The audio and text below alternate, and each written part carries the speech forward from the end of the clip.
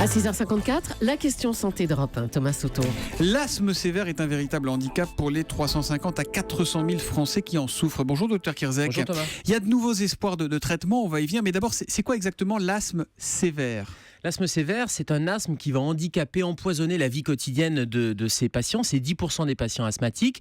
Et c'est un asthme qui n'est pas contrôlé malgré les traitements bien conduits. Vous savez, les corticoïdes, les bronchodilatateurs pour ouvrir les bronches, pour faciliter le passage de l'air. Et bien, malgré ces traitements, ce sont des hospitalisations, souvent en urgence, des rechutes, des hospitalisations et des crises permanentes qui handicapent vraiment le quotidien des patients. C'est une maladie qui tue ? Y compris des patients qui suivent correctement leur traitement ? Oui, c'est une maladie qui occasionne 1000 décès par an avec deux composantes. Vous savez, il y a la composante spastique, c'est-à-dire la bronche va se fermer et donc l'air ne va pas pouvoir passer. Et une deuxième composante qui est inflammatoire. Le problème, c'est que plus les crises se répètent, plus le muscle qui entoure les bronches va se resserrer, va s'épaissir et va empêcher l'air de circuler.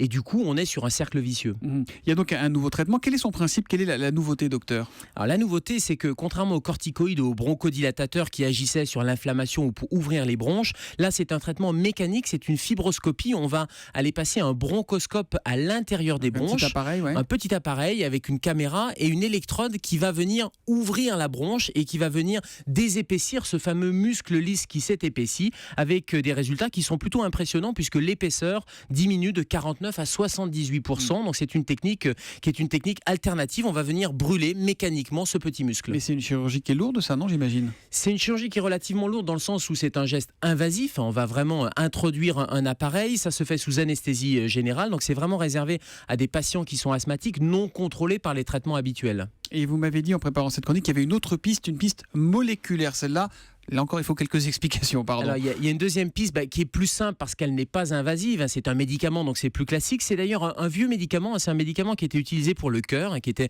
un antiarythmique qui s'appelle le galopamil. Eh bien, une équipe bordelaise a montré depuis quelques années, alors c'était in vitro et maintenant c'est in vivo, chez des patients que ce médicament avait les mêmes effets et allait diminuer l'épaisseur de ce muscle et donc allait améliorer le contrôle de la maladie asthmatique. Alors, dans les deux cas, les scientifiques, les chercheurs parlent de voies très prometteuses. Quand est-ce que ces promesses seront transformées ? Alors c'est prometteur, c'est pour l'instant des essais cliniques. Il y a un coût qui est encore élevé, notamment pour la technique invasive, la bronchoscopie. Et puis pour cette molécule, le coût va être relativement simple et peu onéreux parce que c'est une vieille molécule, mais il va falloir d'autres essais cliniques et notamment des essais à plus large échelle.